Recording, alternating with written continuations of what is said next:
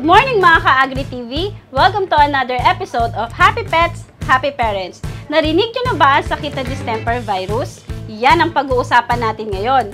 Nandito po kami sa Bretton Woods Veterinary Clinic and Distemper Rehabilitation Center upang bisitahin ang isa na namang vet na makakatulong po sa atin. Bigyan tayo ng kaalaman tungkol sa sakit na ito. Kaya mga ka-Happy Pets, tara, samahan nyo po ako.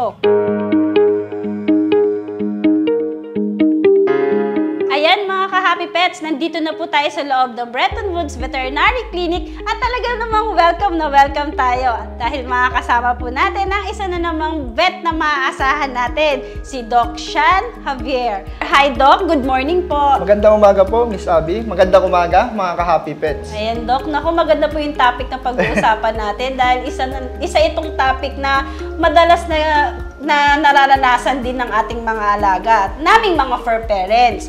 Doc, ang topic na ito ay ang Canine Distemper Virus.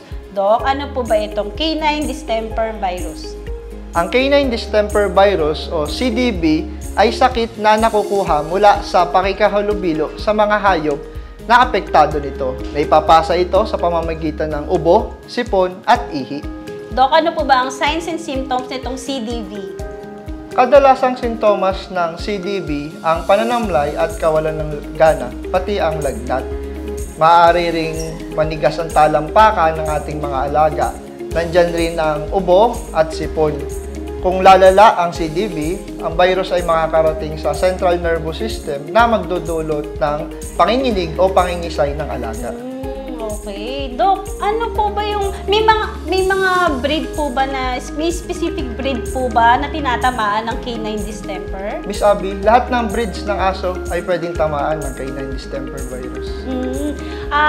Doc, common po ba ito sa puppy or common ito sa adult? Lahat po ng mga aso, kahit anong gulang, ay pwedeng tamaan ng canine distemper virus. Ngunit mas mahirap gumaling ang mga bata or puppy mula sa sakit na ito.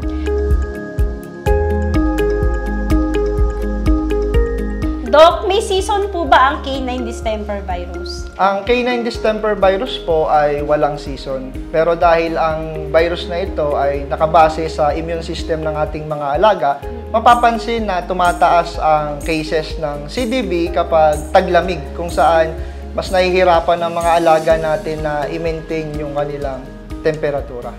Doc, ano po yung sa palagay nyo na maling gawain ng ating mga pet parents? Bakit nagkakaroon ng kanilang alaga nitong distemper virus? Ang canine distemper virus po ay naiiwasan sa pamamagitan ng pagbabakuna. Kailangan lamang po na makumpleto at maibigay ng tama ang bakuna ng ating mga alaga.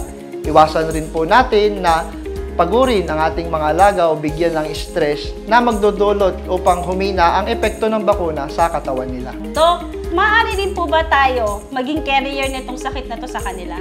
Opo ma'am, maaari tayo maging carrier kung ating mga kagamitan ay malalapatan ng mga ihi, sipon at ubo ng mga aso na apektado ng canine distemper virus.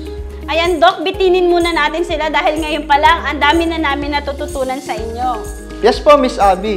Next week, magkita-kita po tayo dito pa rin sa Bretton Woods Veterinary Clinic and Distemper Rehabilitation Center upang makapagbigay naman kami ng impormasyon kung paano natin i-manage ang canine distemper virus. Ayan Doc, maraming salamat po. Kaya mga ka-Happy Pets, always be a responsible pet owner at magkita-kita po ulit tayo next week dito lang sa Happy Pets, Happy Parents.